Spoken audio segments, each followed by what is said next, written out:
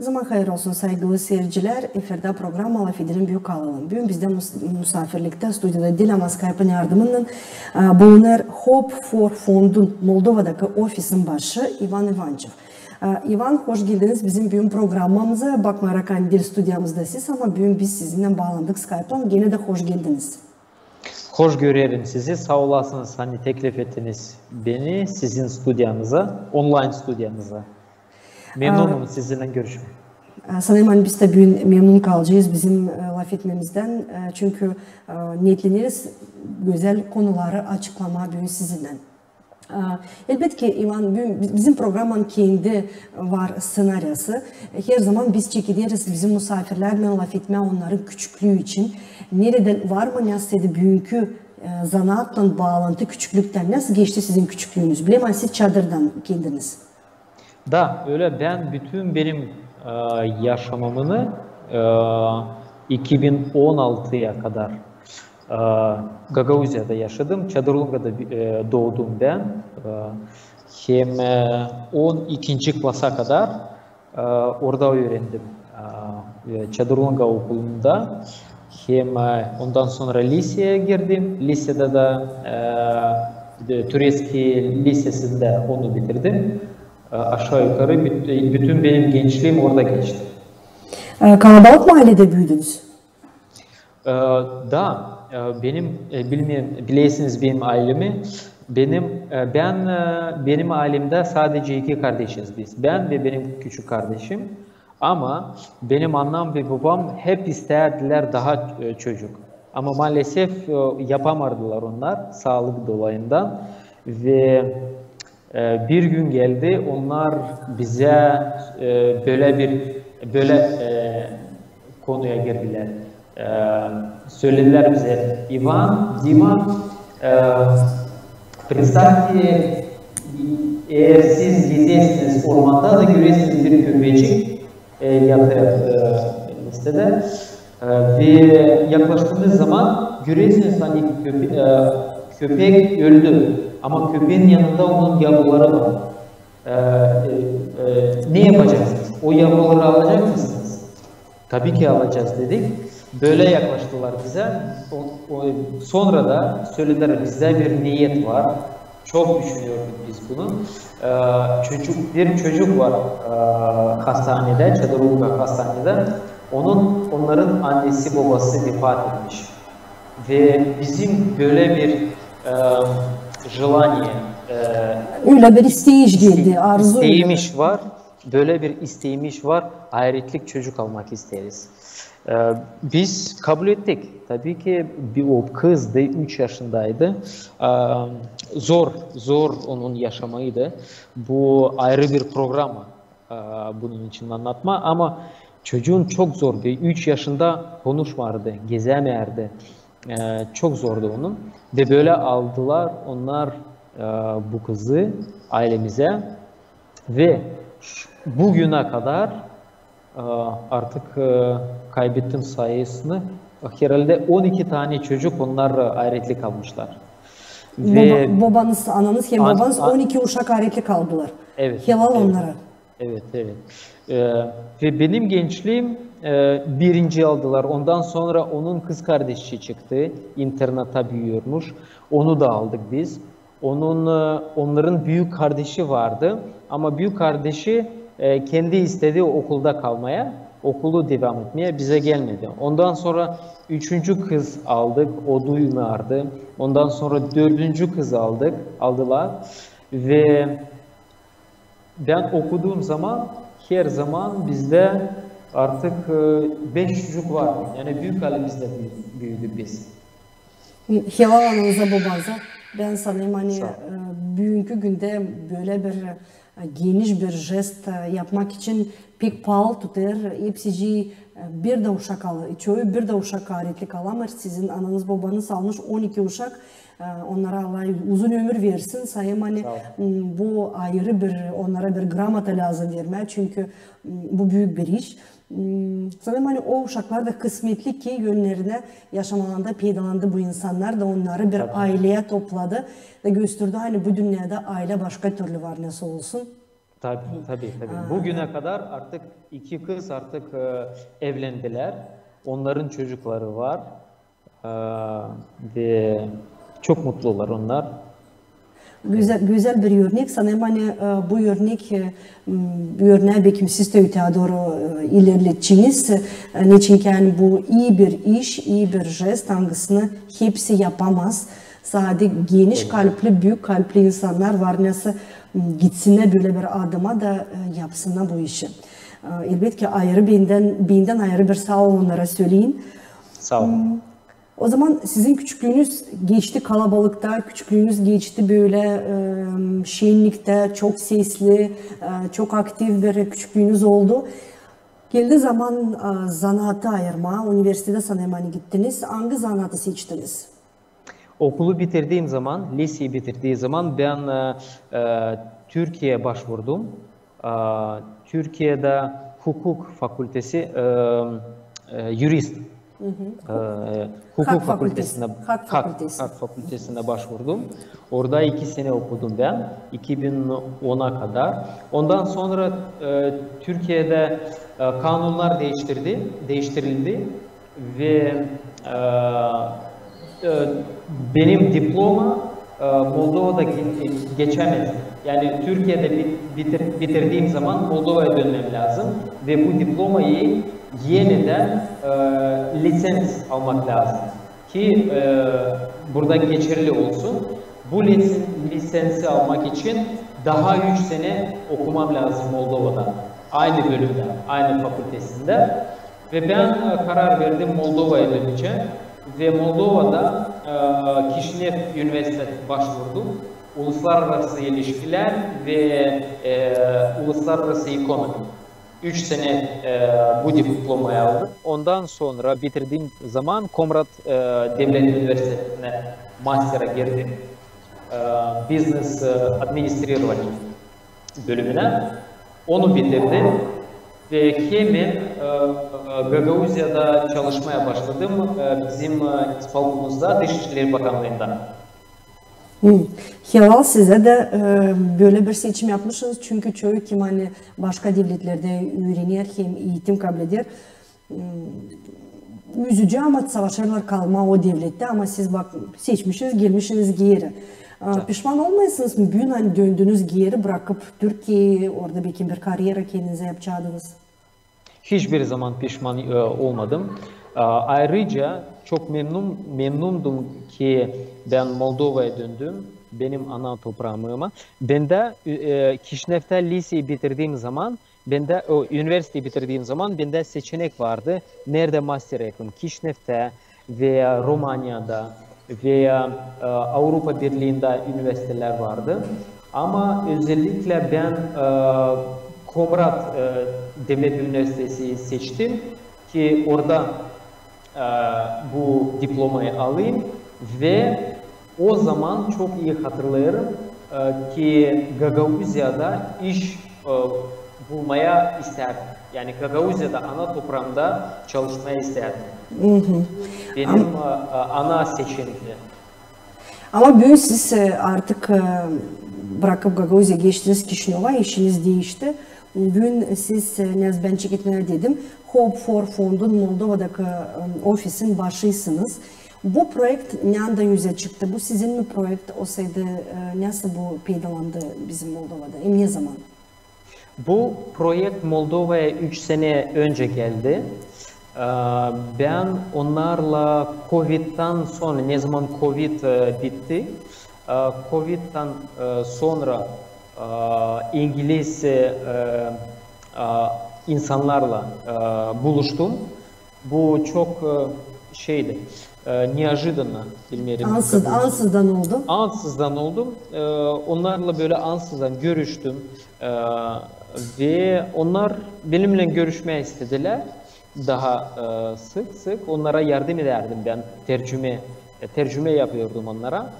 Ve ondan sonra onlar benimle paylaştılar ki onlar Moldova'ya girmek istiyorlar.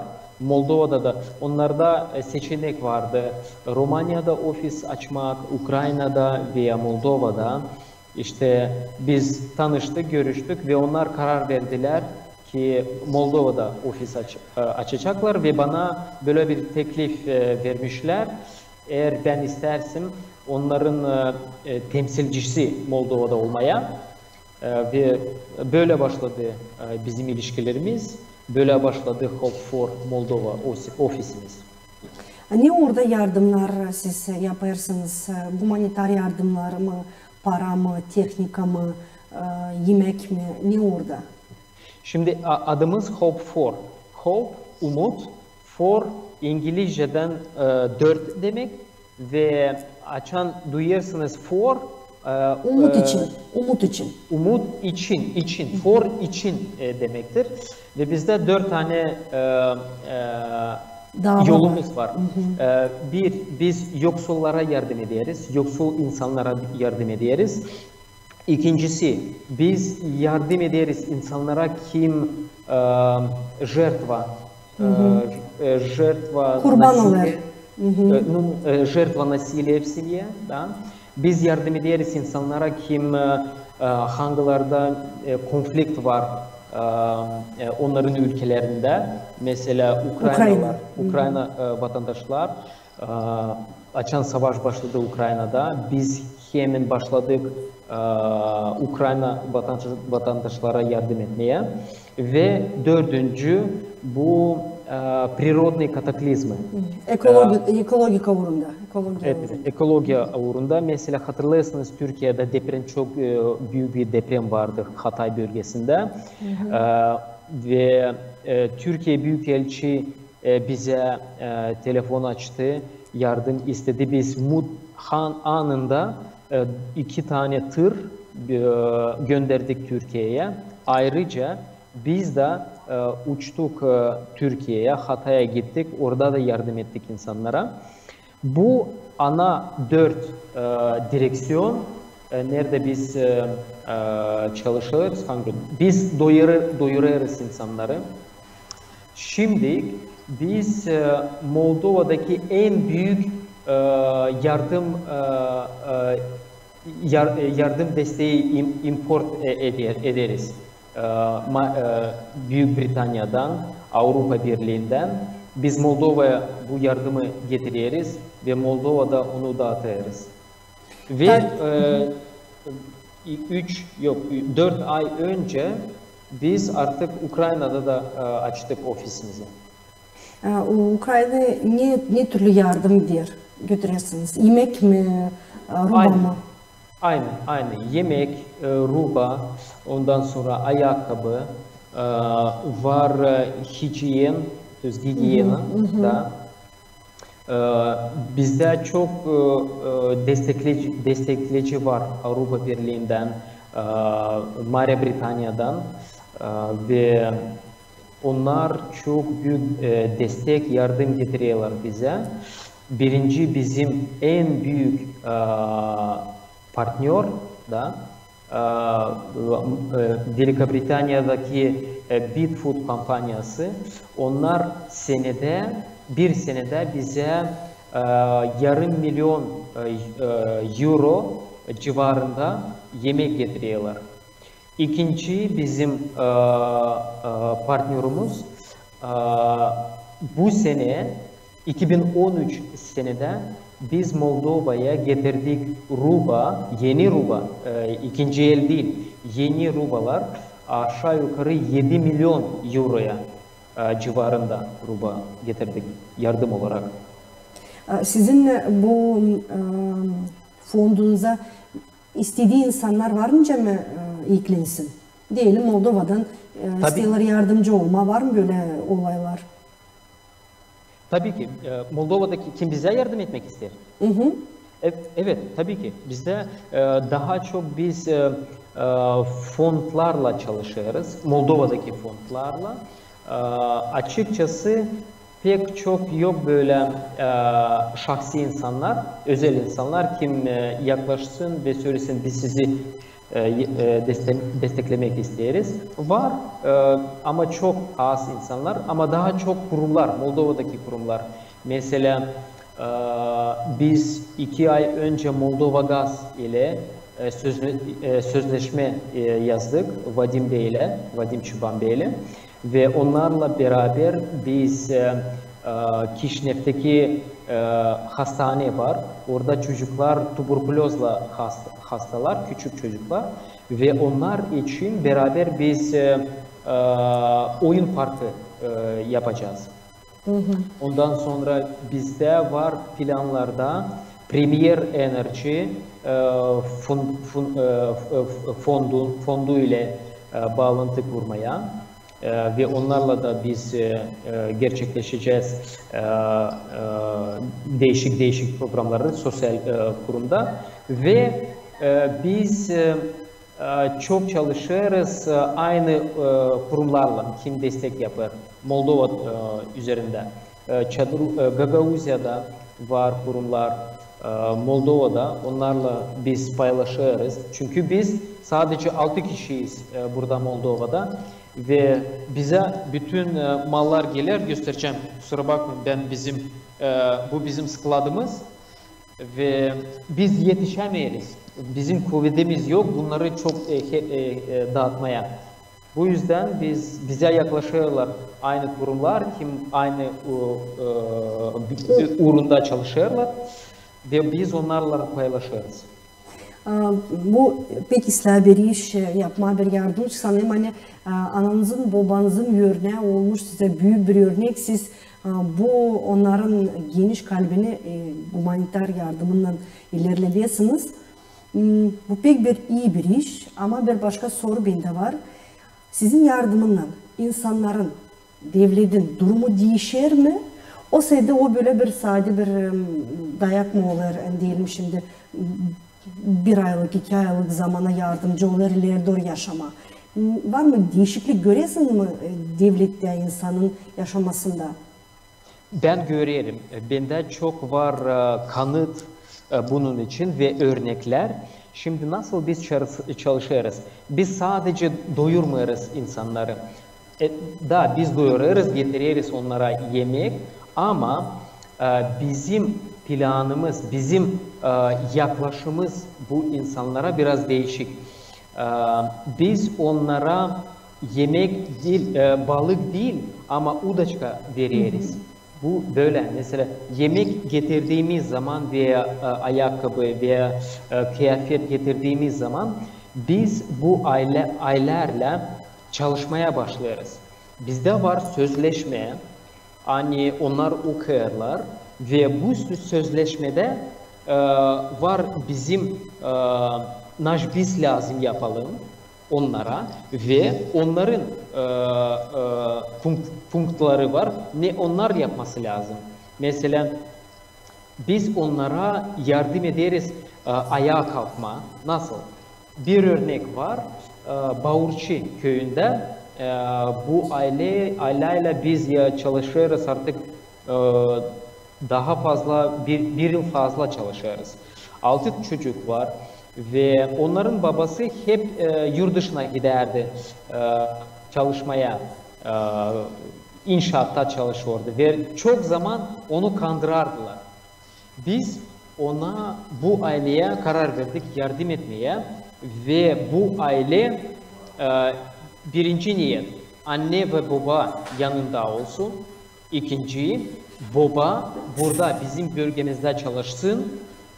Resmi zarplata kabul etsin, nalogları ödesin ve kendin kariyerasını ilerletsin.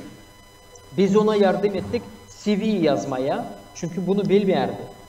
Çok az kişi bilir nasıl başvurmaya işe, nasıl kendini satma iyi anlamda, profesyonel olarak.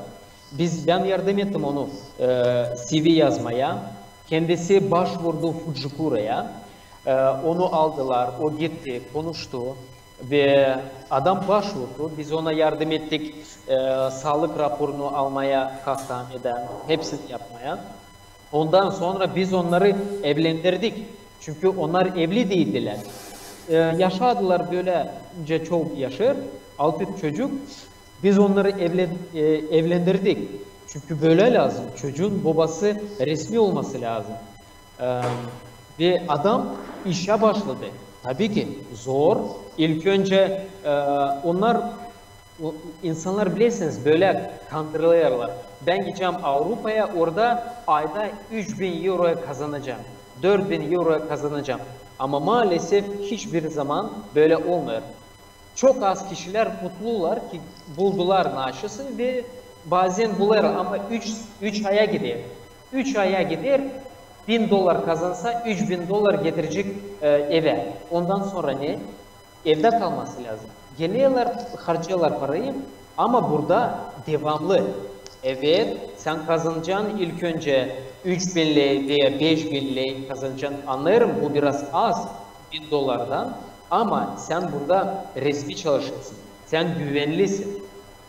Böyle. Biz böyle yaklaşırız bu insanlara. Tabii ki biz bu sadece değil. Tabii ki biz mesela onlar var semyalar kabul ediyorlar sosyal пособиялар. Ve onlar bilmiyorlar nasıl bu parayı biriktirme. Her zaman harcıyorlar. Bana lazım ayakkabı, bana lazım kalgotki, buna. Ben onlara derim bak sözleşme içerisinde ben alırım kendine обязательства. Hani ben sana vereceğim bu ayakkabıyı, ben sana vereceğim bu yemeği, ben sana vereceğim bu kıyafetleri. Buna para harcam, biriktirin bu parayı. Böyle yaklaşırız biz bu insanlara. Böyle çalışırız ki onlar öğrensinler nasıl budget yap evinde. Bu halizden pek akıllı bir sistem. Sanırım hani bağırçı örneği o çoğundan bir örnekti sizde. Eğer böyle şartlar varsaydı o sözleşmede elbette sanırım hani hepsiciyle o şartlara göre de işlesin. Da. Ve maalesef bu bizim çünkü biz biliriz hani eğer her zaman onlara yemek sadece getireceğiz biz onları öğretiriz ki bize getirecekler biz bir şey yapmayacağız. Ve ne zaman biz görürüz böyle aileleri hani biz bir şey yapmak istemeriz biz sadece bekleriz hani getireceğiniz biz bu konuda biraz sertiz biz deriz bak bizim şartımız böyle. Eğer siz kabul edersiniz, hani kendi yaşamınızdan bir şey değiştirmek isterseniz, o zaman bu sözleşmeyi imzalayacağız ve bu böyle yaşamayı değiştireceğiz.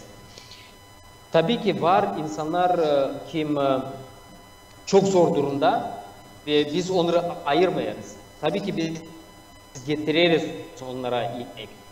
Ama bizim prioritet böyle çalışmaya ki onlar da bir şey yapsınlar. Onlar da hayatlarında bir şey değiştirsinler. Var mı aralarında kim kayıl olmuyor bu sözleşmeye göre? İşte. Var. Onlar isterler yok